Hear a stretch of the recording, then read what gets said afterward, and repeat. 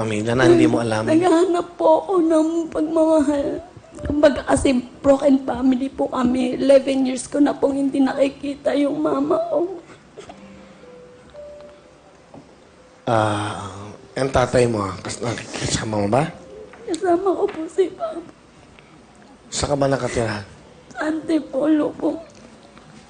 Okay, ikaw ba'y nag-aaral? No? Ikaw ay... Opo, nag-aaral po ako. Graduating po ako.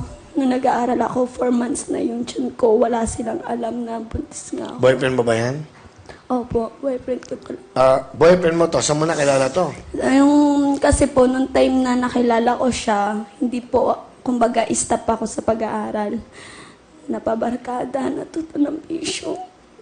Parang napaniwala po ako kasi gusto ko pong maganda. Hiwalay ka sa nanay, tatay mo. So, Hiwalay po yung kaninong parents. kalinga ka napunta sa tatay mo? Kay Papa. Ang nanay mo, hindi mo pa nakikita? 11 years na po. 11 years. Nagkikita, Kuya Will. Ma, kung nanonood ka, ma, nandito ako sa Wawawin. Pakita ka na sa akin. Kailangan kita. Gusto ko na mayakap man lang kita. Sandali. Sino ba yan? Nanay niya? Ikaw?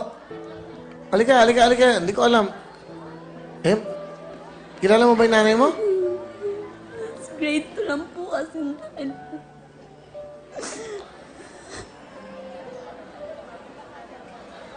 Kilala mo ba siya?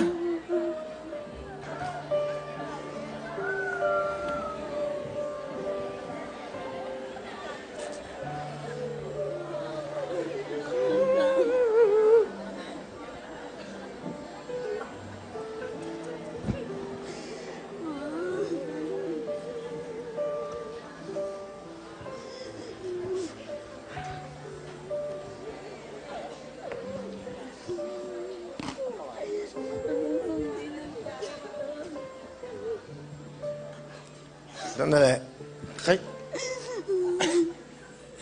Ba't ho kayo nandito? Alam niyo bang pupunta siya dito? Hindi, Kuya Will. Nagpa-process ako ng papel ko pa abroad. Hinahanap mong nanay mo. Ngayon, nandito kayo ngayon. Nag-usap ba kayo? Hindi, Kuya Will.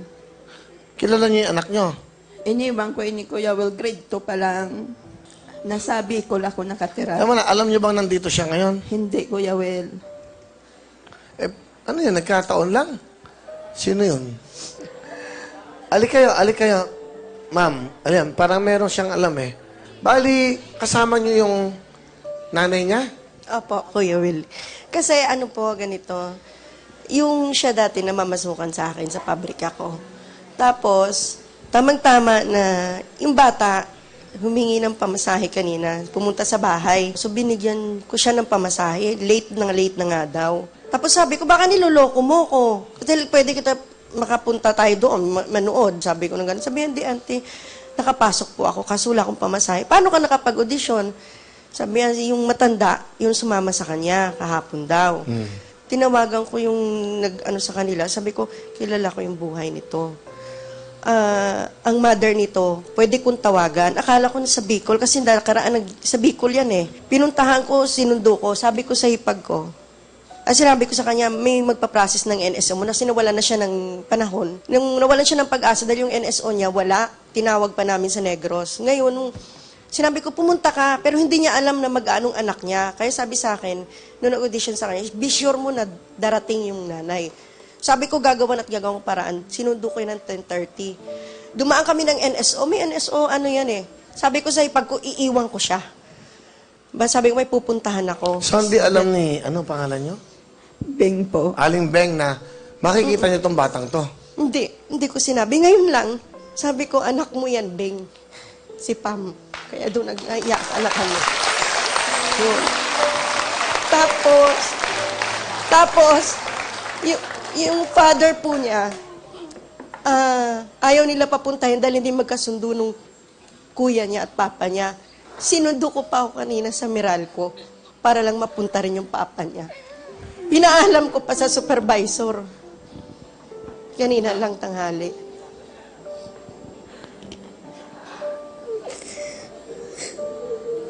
Tagal mo na wala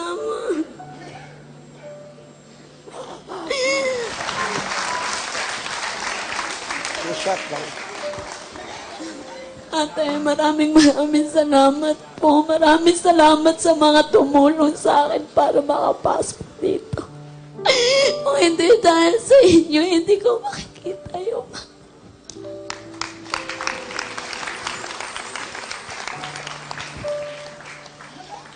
Maraming salamat ha. At talagang lahat dito parte ng programang ito. Lahat kayo tulay sa mga kababayan nating nauulila, nangangailangan ng pagmamahal, katulad ng nangyari ito. Binabati ko lahat ng mga taga-Tondo, yung pamilya ko, pamilya Hilario, tsaka yung mga... Uy, minariligaw pala akong kamag-anak. Alika dito, PM20. Ano ang pamasahe? Tundong-tundo. Pembente. Okay, bumati yan sa mga taga-Tondo. Yan, binabati ko lahat, pati yung mga kabarangay ko, tsaka yung mga hindi bumoto sa akin nung nakaraang eleksyon. Bakit? Tumakbo ka ba? Tumakbo, talo pa rin. Ano ang tinakbo mo? Agawad. 7 lang po kinukuha eh. Pangwala ako eh. Ikaw ba'y natalo? Saan ka natalo sa TV? Talo ka na sa tanod. Talo ka ba sa TV? Eto, pag natalo pa ako dito, Oh. di na po kung ibang masasalihan ulit. Bali ah. Ikaw ba'y binata? Binata po, single dad. Ah, single dad. Opo. Pero sumali ka sa katulad niya, natalo daw siya. Opo. Hindi pinalad sa TV. Ano ibig sabihin nun? Ikaw ba'y, ano ba ginagawa mo sa telebisyon? Saka sumali mga show. Sa may dati, sa kabila, sa Rap Talastasan. Kayo po yung ano nun. Yes. Oh, ha? Oh. Naalala niyo ba yun? John Strada, Randy Santiago. Yun, talo. Sino? Ako, di ba? Talo ka ba? Nakalimutan ko na yun eh. Wala naman ako natatandaan na nalo. Matik nga eh.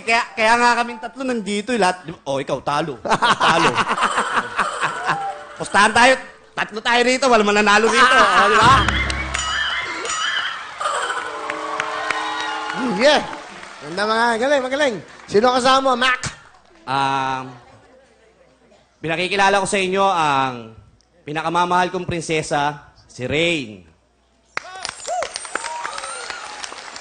Hi, Rain. Ganda nga po. Quiet lang po. Quiet. Quiet, please. Quiet lang. Pakinggan muna natin siya. Ba't ko umiyak? Umiyak siya dahil napaka-corny mo raw. Mas lagi ka daw talo. Ano gusto mo, sir? Ikaw. Hindi. Mac, yan yung anak mo. Ano gusto mo sabihin sa anak mo?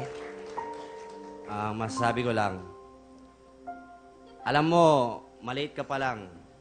Kasi, 2 months old pa lang tong anak ko. Wala na siyang wala na yung nanay niya eh. Tapos, after a year, wala pa siyang isip, nagkita kami. Tapos, yun na, lumaon. Kaming dalawa lang magkasama. Katulong ko yung nanay ko, tatay ko, tsaka mga kapatid ko sa pagpapalaki sa anak ko. Hindi ako isang perpektong magulang para sa kanya. Hindi rin sobrang responsable para sa kanya. Pero, yung mga bagay na kulang para sa anak ko, lahat yun pinipilit ko para kung wala man pagmamahal na sa kanya, yung hinahanap niya sa isang ina, andrito ako na kaliwat kanan na kamay ko, nakayakap lagi sa'yo. Kung ano man yung mga kaya nating pagdaanan, alam ko, andrito ako lagi sa'yo. Bilang magulang mo, magiging kaibigan mo ko, magiging nanay at tatay mo ko sa lahat ng oras. Tsaka yung sinasabi mo sa akin, tinatanong mo lagi, yung tungkol sa nanay mo. Tandaan mo, pagdating ng araw, kung hindi mo narasan mahalin ka ng nanay mo, ikaw ang magturo sa kanya pag nagkita kayo ulit. Wow. Gusto ko lang makita ng lahat, lalo siguro, especially nanay niya ngayon. Kung nanonood yun, I'm sure, miss na siya. Alam mo, hindi ka natatalo. Lagi kang panalo dahil yung anak mo. Yun ang trophy mo. Wala kang talo sa buhay. Panalo ka.